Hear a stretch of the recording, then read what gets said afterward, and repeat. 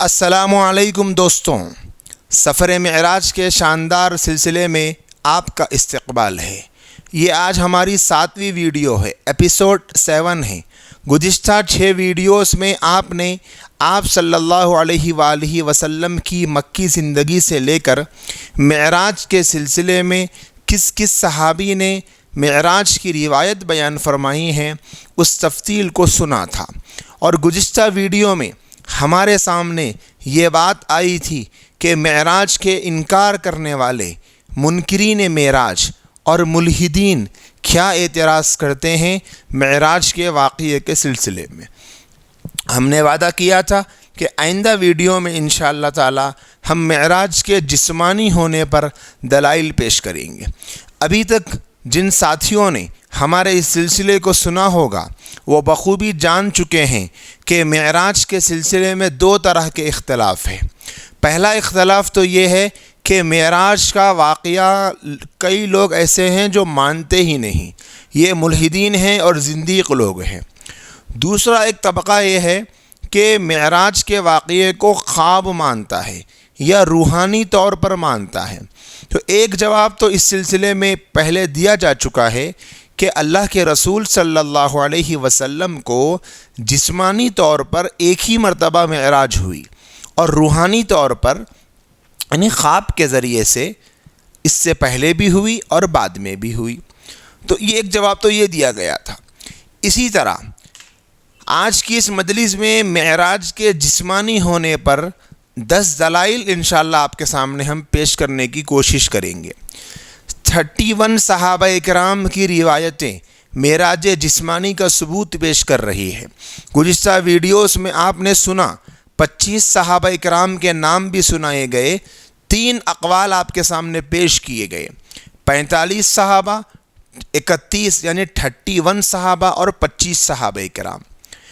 آج کی اس ویڈیو میں ہم سنیں گے کہ جمہور اہل سنت والجماعت کا معراج کے جسمانی ہونے پر کیا موقف ہے۔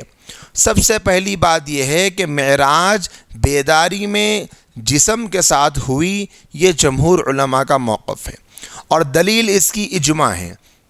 اس سلسلے میں کچھ دلائل بھی آپ کی خدمت میں پیش کیے جاتے ہیں۔ سب سے پہلی بات، حق تعالیٰ نے جس اہتمام سے قصہ اسراء کو بیان کیا ہے، اس سے اس کا عجیب ہونا بلکہ انتہائی عجیب ہونا معلوم ہوتا ہے۔ اگر یہ نوم یا روحانی طور پر ہوتی تو یہ کوئی عجیب بات نہیں ہے کہ اللہ نے قرآن مجید میں اس واقعے کو بیان کیا، اور قرآن مجید میں اس واقعے کے ذکر کو اللہ پاک نے انسانیت کے سامنے پیش کیا۔ دلیل ہے اس بات کی کہ یہ کوئی عام واقعہ نہیں بلکہ یہ ایک اہم واقعہ ہے اور عجیب واقعہ ہے۔ اگر خواب ہوتا تو خواب میں تو کوئی تعجب کی بات نہیں ہوتی۔ اگر کوئی انسان یہ کہے کہ زمین سے آسمانوں کا سفر ہوا ہے اور خواب میں ہوا ہے، تو انسان خواب میں کیا کیا نہیں دیکھتا، کہاں کہاں نہیں جاتا۔ تو خواب اگر ہوتا تو کوئی خاص تعجب کی بات نہیں ہوتی۔ اسی لیے اللہ پاک نے بیان فرمایا ہے تو اس سے اشارہ ملتا ہے کہ یہ کوئی خواب نہیں بلکہ یہ جسمانی وجود کے ساتھ اللہ کے نبی صلی اللہ علیہ وسلم کی معراج ہے۔ ایک دوسری دلیل، قرآن مجید کے پہلا لفظ سبحان الذی اسریٰ میں غور کیجیے۔ حضرت مفتی شفیع صاحب نور اللہ مرقدہ فرماتے ہیں کہ قرآن کریم کے پہلے ہی لفظ سبحانہ میں اس طرف اشارہ موجود ہے کہ یہ معراج جسمانی ہے، کیونکہ یہ لفظ تعجب اور کسی عظیم الشان معاملے کے لیے استعمال ہوتا ہے سبحانہ کا لفظ۔ اگر معراج روحانی بطور خواب ہوتی تو اس میں کون سی عجیب بات ہے؟ خواب تو ہر مسلمان بلکہ ہر انسان دیکھتا ہے کہ میں آسمان پر گیا، فلاں فلاں کام کیے، اور بھی بہت سارے خواب دیکھ لیتا ہے۔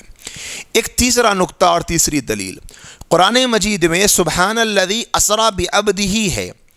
اس آیت سے کریمہ سے یہ ثابت ہوتا ہے کہ اللہ پاک نے اپنے بندے کو راتوں رات تھوڑی دیر میں بیت اللہ سے بیت المقدس کی طرف لے گئے۔ تو اللہ اپنے بندے کو لے کر گئے، اور بندہ کہتے ہیں جسم اور روح کے مجموعے کو۔ بندہ صرف روح کو نہیں کہتے بلکہ جسم اور روح کے مجموعے کو بندہ کہتے ہیں۔ یہ بھی ایک دلیل ہے کہ اللہ نے فرمایا اللہ نے اپنے بندے کو لے کر گئے۔ چوتھی دلیل، واقعہ معراج میں بیان کیا گیا ہے کہ آپ صلی اللہ علیہ وسلم براق پر سوار ہوئے اور آپ نے دودھ کا پیالہ نوش فرمایا۔ سوار ہونا اور پینا یہ جسم کے خواص ہیں، اس لیے بھی یہ معراج جسمانی تھی۔ ایک پانچویں دلیل، اگر واقعہ معراج خواب ہوتا تو جس وقت اللہ کے رسول صلی اللہ علیہ وسلم نے اس سفر کو مکمل کیا اور آپ نے مکے والوں کو یہ واقعہ سنایا تو کفار مکہ تکذیب کرنے لگے، جھٹلانے لگے۔ غور کر کے دیکھیے، اگر اللہ کے رسول یہ کہتے کہ میں نے خواب دیکھا ہے تو وہاں پر انہیں جھٹلانے کی ضرورت ہی کیا تھی؟ اگر یہ جسمانی معراج نہ ہوتی تو آپ صلی اللہ علیہ وسلم فرما دیتے کہ میں نے بیداری اور جسمانی معراج کا دعویٰ ہی کب کیا ہے جو تم کو اعتراض ہو رہا؟ اللہ کے رسول نے ایسا نہیں فرمایا۔ معلوم ہوتا ہے کہ یہ معراج جسمانی ہی ہے۔ اسی طرح اللہ کے رسول صلی اللہ علیہ وسلم کو جب انہوں نے سوال کیا کہ آپ بیت المقدس گئے ہیں تو بتائیے بیت المقدس میں کیا کیا چیزیں آپ نے دیکھی، مسجد اقصیٰ سے متعلق سوالات کیے تو آپ علیہ الصلاۃ والسلام کے بارے میں یہ بات موجود ہے کہ آپ کو فکر پیدا ہو گئی تھی۔ اگر اللہ کے رسول جسمانی معراج نہ ہوتی تو ضرور کہہ دیتے کہ میں نے تو خواب میں دیکھا تھا، لیکن اللہ کے رسول چونکہ جسمانی معراج ہوئی آپ کو اور آپ بھی یہی کہہ رہے ہیں کہ مجھے جسمانی معراج ہوئی، اس لیے ان لوگوں نے سوال بھی کیا اور جھٹلایا بھی تھا۔ پھر اللہ تبارک و تعالیٰ نے پردے ہٹا دیے، مسجد اقصیٰ سے آپ دیکھتے گئے اور بتاتے گئے۔ انشاءاللہ جب ہم تفصیل سنیں گے تو ہمارے سامنے وہ بات بھی آ جائے گی۔ ایک چھٹویں دلیل ہے، قرآن مجید میں اللہ پاک نے فرمایا وَمَا جَعَلْنَا الرُّؤْيَا الَّتِي أَرَيْنَاكَ إِلَّا فِتْنَةً لِلنَّاسِ، کہ اس مشاہدے معراج کو ہم نے لوگوں کے لیے آزمائش بنایا ہے۔ آپ غور کر کے دیکھیے، اگر یہ خواب ہوتا تو یہ آزمائش کی کیا چیز تھی؟ اس پر ایمان لانا کیا مشکل تھا؟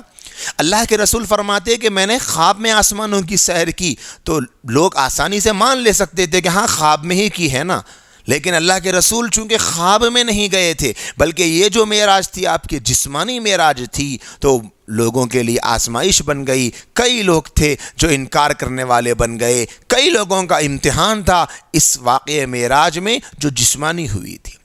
ایک ساتویں دلیل، علامہ سید سلیمان ندوی رحمۃ اللہ علیہ فرماتے ہیں کہ میرے نزدیک معراج بحالت بیداری کے ثبوت کا صاف اور صحیح طریقہ یہ ہے کہ کلام کا فطری قاعدہ ہے، جب تک متکلم اپنے کلام میں یہ ظاہر نہ کر دے کہ یہ خواب تھا تو طبعاً یہی سمجھا جائے گا کہ وہ واقعہ بحالت بیداری میں پیش آیا۔ وہ فرماتے ہیں قرآن مجید میں اللہ تبارک و تعالیٰ نے فرمایا سبحان الذی اسریٰ بعبدہ لیلا من المسجد الحرام الی المسجد الاقصی الذی بارکنا حولہ لنریہ من آیاتنا انہ هو السمیع البصیر۔ فرماتے ہیں کہ یہاں کوئی وضاحت نہیں ہے خواب کی، ہوتی تو سمجھ میں آتا کہ خواب ہے، لیکن جب نہیں ہے تو عمومی طور پر طبعی طور پر کلام سمجھا یہی جاتا ہے کہ اگر کوئی بات ہو رہی ہے تو یہ حالت بیداری کی بات ہے، اگر خواب ہوتی تو خواب کی وضاحت کر دی جاتی۔ اسی طرح ایک آٹھویں دلیل بھی یہ ہے کہ خیال یہ بھی بتایا جاتا ہے کہ حضور اکرم صلی اللہ علیہ وسلم کے معجزات کی ایک لمبی فہرست ہے اور ان معجزات میں واقعہ معراج ایک بہت بڑا معجزہ شمار کیا گیا، اور ہم جانتے ہیں کہ معجزہ خواب میں نہیں ہوتا بلکہ معجزہ تو ظاہر میں ہوتا ہے، معجزہ تو اللہ پاک حجت اور دلیل کے طور پر پیش کرتے ہیں۔ تو یہ جو معراج ہے یہ دلیل اور حجت کے طور پر پیش کی گئی، آزمائش بنایا گیا اس واقعے کو، تو یہ معلوم ہوتا ہے کہ یہ جسم اور روح کے ساتھ آپ صلی اللہ علیہ وسلم تشریف لے گئے تھے۔ اسی طرح ایک نویں دلیل، واقعہ معراج اعزاز رسول اور شرف رسول ہے اور آپ اپنے جسم اور روح کے مجموعے کا نام ہے۔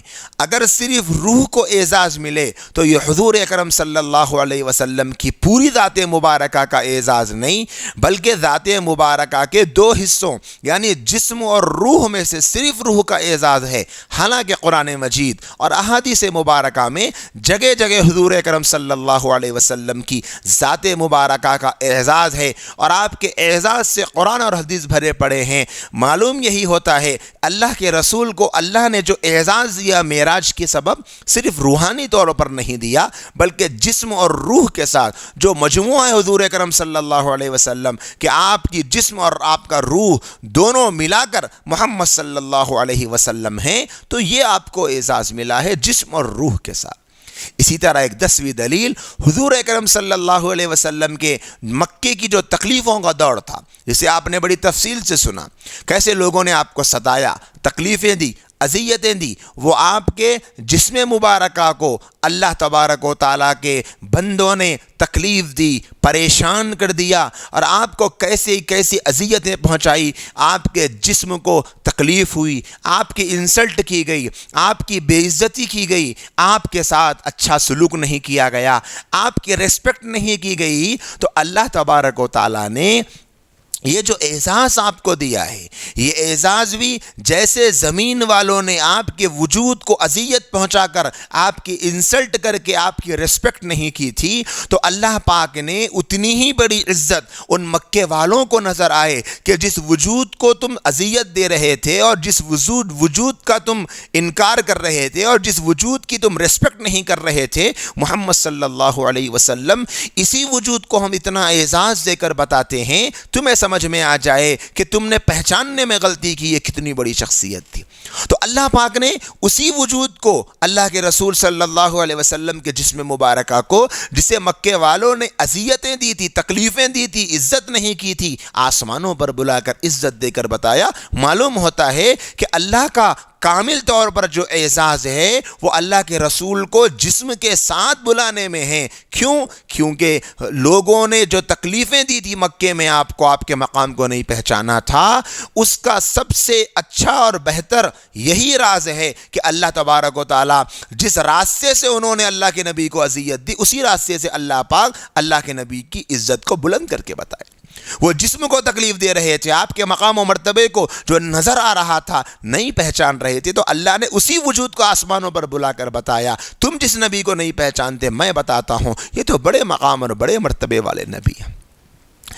دوستوں اور ساتھیوں، یہ 10 ایسے دلائل تھے جو ہم نے آج کی ویڈیو میں سنے معراج کے جسمانی ہونے پر۔ انشاءاللہ تعالی ہم کل کی ویڈیو سے اللہ کے رسول صلی اللہ علیہ وسلم کے سفر معراج کا آغاز کریں گے۔ جڑے رہیے ہمارے اس چینل کے ساتھ اور دیکھتے رہیے ان ویڈیوز کو۔ اگر آپ کو اچھا لگے تو آپ آگے بھی شیئر کر دیجئے گا۔ اللہ نے اگر زندگی باقی رکھی تو کل پھر ملاقات کریں گے ایک نئے ایپیسوڈ اور ایک نئے موضوع کے ساتھ، طائف واقعہ معراج کے سفر کے آغاز کے ساتھ۔ جب تک کے لیے مجھے اجازت دیجئے، میرے لیے، پوری ملت کے لیے، پوری انسانیت کے لیے خیر کی، بھلائی کی، امن کی دعائیں کرتے رہنا۔ السلام علیکم ورحمۃ اللہ وبرکاتہ۔